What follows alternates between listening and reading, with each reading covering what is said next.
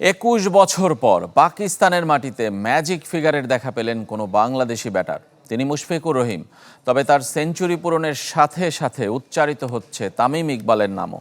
Century সংখ্যা, দেশের বাইরে সেঞ্চুরি আর 15,000 রান, সব কিছুতেই টপকে গেছেন তামিম ইকবালকে। 11তম শতক পূর্ণ করে তার সামনে কেবলই মুমিনুল হক।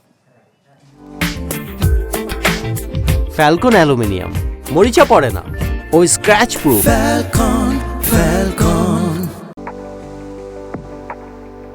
আঘা সালমানের বল ফাইন লেগে ঠেলে দিয়ে দুরান নিয়ে চিরচেনা বুনো উদযাপনে মাতলেন মুশফিকুর রহিম। বরাবরের মতো স্মরণ করলেন সৃষ্টিকর্তাকে। 2 বছর পর সাদা পোশাকে ম্যাজিক ফিগারের দেখা পেলেন মিস্টার ডিপেন্ডেবল। 2022 সালে ঘরের মাঠে ব্যাক টু ব্যাক টেস্ট শতক হাঁকিয়েছিলেন শ্রীলঙ্কার বিপক্ষে।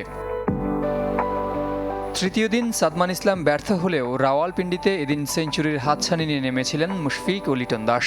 সঙ্গী লিটন না পারলেও হতাশ করেননি মুশফিক। সাবধানী আর সত্যিকারের টেস্ট মেজাজে খেলেছেন একের পর এক দৃষ্টিনন্দন শট।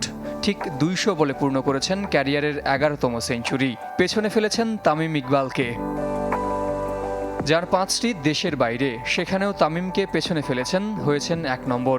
দেশের হয়ে বনেদি ফরম্যাটে তার চেয়ে বেশি সেঞ্চুরি এখন কেবল মুমিনুল হকের। ভাগ বসিয়েছেন তামিমের আরেক রেকর্ডে। বাঁহাতি ওপেনারের সমান 7 ভিন্ন প্রতিপক্ষের বিপক্ষে সেঞ্চুরির রেকর্ড এখন মুশফিকের।